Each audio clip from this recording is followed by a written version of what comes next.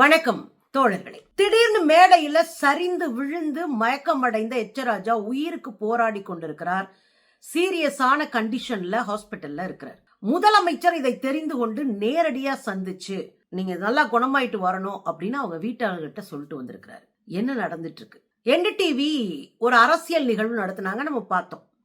அந்த அரசியல் நிகழ்வுல பல்வேறு அமைப்புகளை சேர்ந்த கட்சிகளை சேர்ந்த தோழர்கள் பேசினாங்க. பேசும்போதுதான் இவரும் பேசுறதுக்கு மேடைக்கு போயிருக்கிறார். மேடையில உட்கார்ந்துட்டு வழக்கம் போல பேசியிருக்காரு. வழக்கம் போல எச்ராஜ் என்ன பேசுவாரு? மத வெறுப்ப பேசுவார். மத வெறுப்புனா என்ன? இஸ்லாமியர்கள் கிறிஸ்தவர்களை அவமானப்படுத்தி பேசுறது அவருக்கு கை வந்த கலை.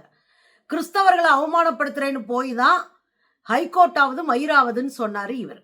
இஸ்லாமியர்களை அவமானப்படுத்தணும்னு மலையேறி தடுப்புகளை தாண்டி திருப்பரங்குன்றத்தில் இருக்கக்கூடிய சிக்கந்தர் தர்காவுக்கு போக முயன்று காவல்துறை அவர் கைது செய்தது.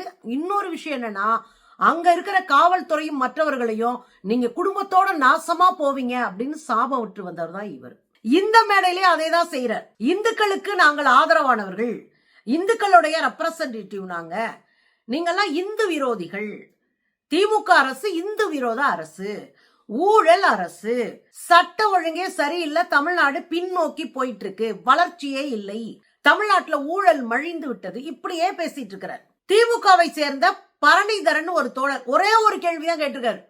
அந்த கேள்வியை எதிர்கொள்ள முடியாம டப்புனு நெஞ்ச பிடிச்சிட்டு அப்படியே மயங்கி விழுகிறாரு.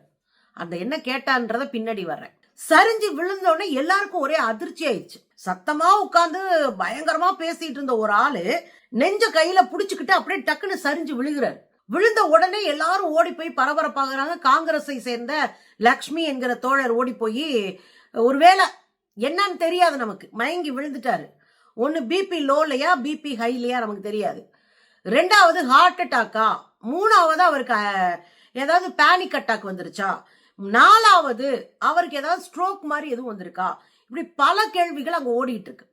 இந்த சூழ்நிலையில தான் லக்ஷ்மி போய் ஒரு சாக்லேட் எடுத்து வந்து மேபி லோ பிபில மயங்கி விழுந்து அதை சாப்பிட்டுக்கிட்டுன்னு கொடுக்குறாங்க. இதுக்கு இடையில திமுகவை சேர்ந்த டாக்டர் ஹபீபுல்லா அந்த இடத்துக்கு ஓடி போய், நான் ஒரு டாக்டர் மருத்துவர், அவர் கையை பிடிச்சு பார்த்துட்டு பல்ஸ் சரியில்லை, பிரச்சனையா இருக்கு அப்படின்னு சொல்லிட்டு இருக்கும் போதே பாஜக கும்பல் மேடை ஏறி வாங்க அப்படியே கார்ல தூக்கி போட்டு போயிருவோம் அப்படின்னு. இந்த அறவே காட்டுத்தனமா வேலை பார்க்கறதுதான் பாஜக கும்பலுடைய வேலை. எந்த அறிவியல் சார்ந்த புரிதலும் அவங்களுக்கு இருக்காது. மதவாத அரசியலை வைத்து, பிரிவினைவாத அரசியலை வைத்து, பிளவுவாத அரசியலை வைத்து இங்கே ஒரு பிரச்சனையை உண்டாக்கி அதுல ஏதாவது ஓட்டு பொறுக்கலாமான்னு பாக்குற கும்பல் தான் இவங்களுக்கு எதையுமே தெளிவாக பார்த்து புரிஞ்சுக்க தெரியாது. அதைத்தான் எச்ராஜா விஷயத்திலும் செஞ்சிருக்காங்க. மேடை ஏறிட்டு வாங்க அப்படியே ஒரு தூக்கி கார்ல போட்டு அப்பளம் கொண்டு போயிடலாம் அப்படின்றாங்க. உடனே டாக்டர் ஹபீபுல்லா சொல்றாரு, அது தப்பு, கோல்டன் ஹவர்னு சொல்லுவாங்க, இது ரொம்ப முக்கியமான நேரம், உங்களுக்கும் சேர்த்துதான் நான் சொல்றேன். ஒரு சிக்கலா என்ன சூழல்னு தெரியாம ஒருத்தர் நெஞ்ச புடிச்சிட்டு மயங்கி விழுந்தாருன்னா உடனே தூக்கி இதுல போட்டுட்டு ஆஸ்பத்திரி போறதை விட பக்கத்துல ஏதாவது மெடிக்கல் இருக்கா, அதாவது மெடிக்கல் ஃபெசிலிட்டி இருக்கா, ஒரு ஹாஸ்பிட்டல் இருக்கா, அங்க போய் அவருக்கு முதல்ல ஃபர்ஸ்ட் எய்ட் பண்ணிடணும். அங்க அவருக்கு மருந்து கொடுத்து அவருக்கு ஃபர்ஸ்ட் எய்ட் பண்ணி அவர் உயிரை ஓரளவு சேவ் பண்ணி வச்சுட்டு அதுக்கப்புறம் ஆம்புலன்ஸ் மூலமா ஹாஸ்பிட்டல் போகணும். இதை எல்லாரும் கத்துக்கணும். அந்த 1 நிமிஷம் 5 நிமிஷம் தான் ஒரு மனுஷனுடைய கோல்டன் பீரியடு. அதுல அவங்களுக்கு கொஞ்சம் முதல்ல சேவ் பண்ணி வச்சுக்கிட்டு அவங்கள கொஞ்சம் காப்பாத்தி வச்சுட்டு அதுக்கப்புறம் ஆம்புலன்ஸ்ல அவங்க போனாங்கன்னா மிச்சத்தை அவங்கள ட்ரீட்மெண்ட் பண்ணி காப்பாற்ற முடியும். அதனால பஸ்ல அள்ளிட்டு போறது, கார்ல அள்ளிக்கிட்டு ஓடுறது, ஆட்டோவில் ஏத்திட்டு ஓடுறது, இதெல்லாம் விட்டுறணும். பக்கத்துல இருக்கிற ஹாஸ்பிட்டல கொண்டு போய் உடனடியாக அவங்கள சேர்க்கணும். ஃபர்ஸ்ட் எய்ட் பண்ணிட்டு அடுத்து வேணா நீங்க அடுத்த உங்களுக்கு எந்த ஹாஸ்பிட்டல் போனா சரியா இருக்குமோ அங்க போகணும். அதான் இங்க செஞ்சிருக்காரு. இல்லன்னா எச்சராஜா செத்து 2 நாளா இருக்கும். டக்குன்னு அவர் எல்லாம் இப்பெல்லாம் பண்ணக்கூடாது, ரொம்ப சீரியஸா இருக்கிறாரு, இதெல்லாம் பண்ணாதீங்க, உடனடியா பக்கத்துல இருக்கிற ஹாஸ்பிட்டல் போயிட்டு அவருக்கு ஃபர்ஸ்ட் எய்ட் பண்ணிட்டு அவருக்கு முதல்ல என்ன இருக்குன்றது ஓரளவு கணிச்சிட்டு அது கொஞ்சம் ஊசி மருந்து வாங்கிட்டு போட்டுட்டு அதுக்கப்புறம் அவரை கூட்டிட்டு எங்க போகணும், ஹாஸ்பிட்டல் போங்க, அப்பளோ போங்க, எங்க வேணாலும் போங்க அப்படின்னு சொல்லி வழிகாட்டி இருக்காரு. அதுக்கு பிறகுதான் தூக்கிட்டு அப்பளோக்குள்ள போய் சேர்ந்திருக்கிறாங்க. இதுல ஒரு விஷயத்த நம்ம புரிஞ்சுக்கணுங்க. எப்போதும் இஸ்லாமியர்களுக்கு எதிராக இருக்கிற, எப்போதும் சிறுபான்மை மக்களுக்கு எதிராக நிற்கிற, இன்னும் சொல்ல போனா சிக்கந்தர் மலைய கந்தன் மலைன்ற பேர்ல காப்பாத்த போறோம்னு படமே எடுத்தவங்க தான் இந்த எச்ராஜா குரூப். அதுல அவர் உட்கார்ந்துட்டு சொல்லுவார், என்னடா நானும் பார்த்துட்டே இருக்கேன், ரொம்ப பண்றீங்க, நீங்க வெட்டினாதான் வெட்டுமா, நீங்க குத்துனாதான் கத்தி குத்துமா அப்படிலாம் கேக்குற சீன் எல்லாம் வச்சு ஒரு படம் எடுத்தாங்க. என்னடா நானும் பாத்துக்கிட்டே இருக்கேன், ஆளாளுக்கு கிளம்பிட்டீங்க, கத்தி நீங்க குத்தினாதான் குத்தம்னு இல்ல, நாங்க குத்தினாலும் குத்தும். கந்தன்மலை படம் எடுத்திருக்காங்க, யூடியூப்ல அதை வெளியிட்டு இருக்கிறாங்க. இவங்களுக்கு ஒரு கலவரத்தை செய்துதான் ஆட்சி பிடிக்கணும் ஆசை. ஆனா ஒரு இஸ்லாமியர்கள் நீ என்னுடைய எதிரியாவே இருந்துட்டு போ, இதுதான் தமிழ்நாட்டினுடைய பண்பாடு. நீ எதிரியாவே இருந்துட்டு போ. ஒரு லக்ஷ்மி சாக்லேட் எடுத்துட்டு ஓடுறாங்க. இங்கே ஹபீபுல்லா அவருடைய ஹெல்த் செக்கப்பை பார்க்குறாரு, செக் பண்ணி பார்க்குறாரு என்னடா நடக்குது அப்படின்னு. அப்ப இவங்கெல்லாம் சேர்ந்துதான் காப்பாத்தி அனுப்பியிருக்கிறாங்க. அப்ப ஹபீபுல்லா என்கிற முஸ்லீம் இல்லைன்னா கார்ல எடுத்துட்டு போட்டு ஆளை முடிச்சு விட்டுருப்பாங்க இந்த சங்கி பயலுக. அதுதான் மனுஷங்க தன்மை, அதுதான் மனுஷத்தன்மை, அதுதான் திராவிட இனக்குழுவினுடைய பண்பாட்டு கூறு. நீ எதிரியாவே இருந்தாலும் ஒரு துன்பத்துல இருக்கும்போது, கண்ணு முன்னாடி ஒரு பிரச்சனையில் இருக்கும்போது அவனை உயிரை காப்பாத்துறதுக்கான வேலையை செய்யறது தான் நம்மளுடைய பண்பாடு. நாம ஒன்றும் சங்கி பயல்கள்ல, நாம ஒன்றும் பீகார்ல இருந்து வரல, இங்க குஜராத்ல இருந்து வரல ஹெச் ராஜா மாதிரி ஊரை சுரண்டி தின்றதுக்கு.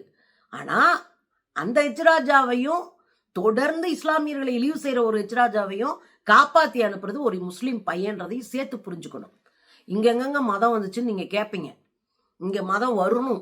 ஏன் வரணும்னா ஹெச் ராஜா போன்ற சங்கிகளவே மதமாச்சரியம் இல்லாம ஒரு டாக்டரா நின்று அந்த இடத்துல அவர் காப்பாத்தினார் பாருங்க. அதுதான் இங்க முக்கியமா பேசணும். இப்போ உங்களுக்கு கேட்கலாம், ஏங்க நல்லா தானே இருந்திருப்பாரு மேடையில, திடீர்னு மயக்கம் போட்டு உள்ளவருக்கு அப்படியெல்லாம் நடந்துச்சு, இவர் வேற அடிச்சு விட்டாரா, நாங்க தான் இந்துக்களோட ரெப்ரசன்டேட்டிவ், நாங்க தான் வந்து இந்துக்களை காப்பாத்துறோம், நாங்க தான் சந்துக்களை காப்பாத்துறோம்னு அடிப்பாருல வழக்கம் போல. அதுல அவர் அடிச்சு விட்டுருக்காரு, கோயில காணாம போச்சு அதுக்கு அத்தனை. பரணிதரன் என்ன பண்ணிட்டாரு, கையில லிஸ்ட வச்சுட்டு அடிக்கிறாரு. இத்தனை கோயில நாங்க கும்பாபிஷேகம் பண்ணிருக்கோம், இத்தனை கோயில பாதுகாத்திருக்கோம், இத்தனை கோயில் புனரமைச்சிருக்கோம், இத்தனை கோயில் இது பண்ணிருக்கோம், கோயில் சொத்தை திருடி வச்சிருந்த பாப்பாங்கிட்ட இருந்தாலும் ஒரு 7,000 கோடி சொத்தை புடுங்கிட்டோம், எல்லாமே வரிசையா டப்பு டப்பு டப்பு போட்டு அடிக்கிறார். இவருக்கு பெருசா வந்து இவர் பேசுனதுக்கு கைதட்ட ஆள் இல்ல, அங்க யாரும் கைதட்டல.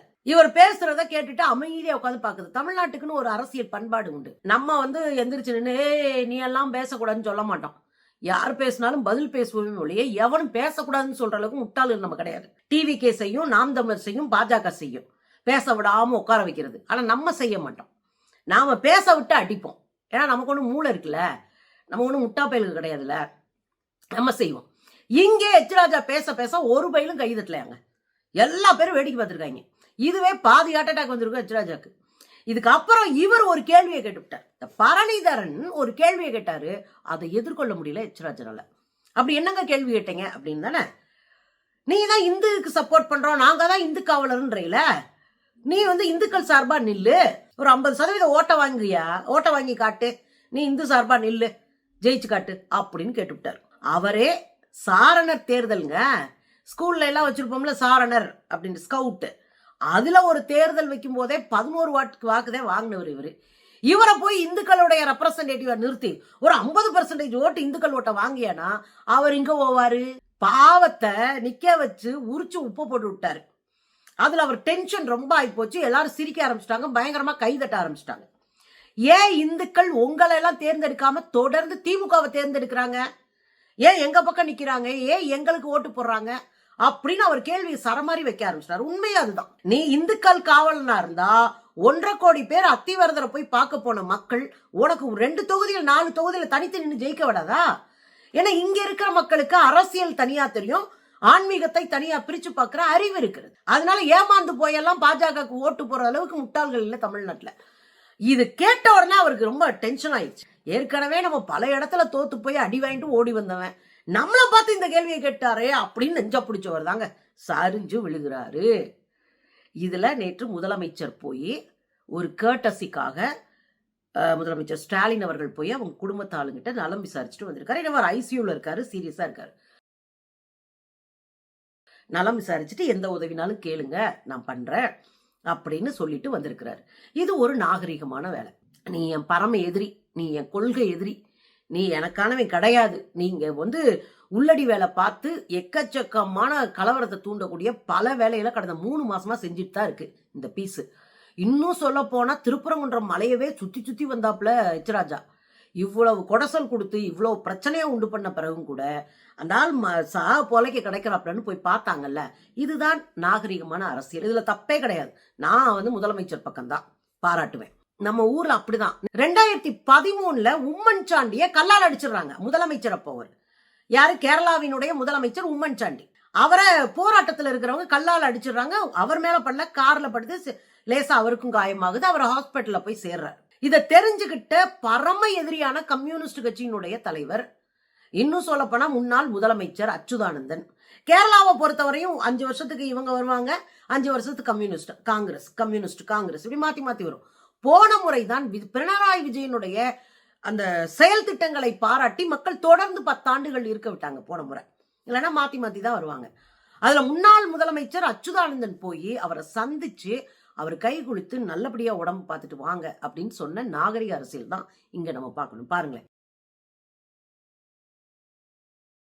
ஒரு பண்பட்ட அரசியல் தலைவரா ஸ்டாலின் அவர்கள் நடந்துட்டாங்க. நம்மளும் அப்படிதான் நடக்கணும்.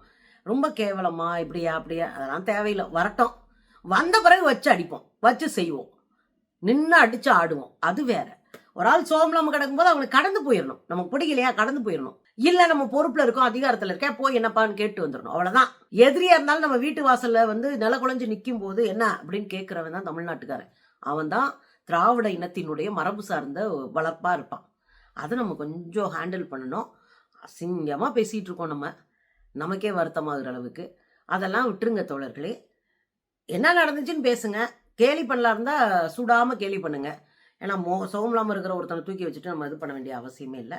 தூக்கி போட்டு ஓரமா வேலையை பாருங்க.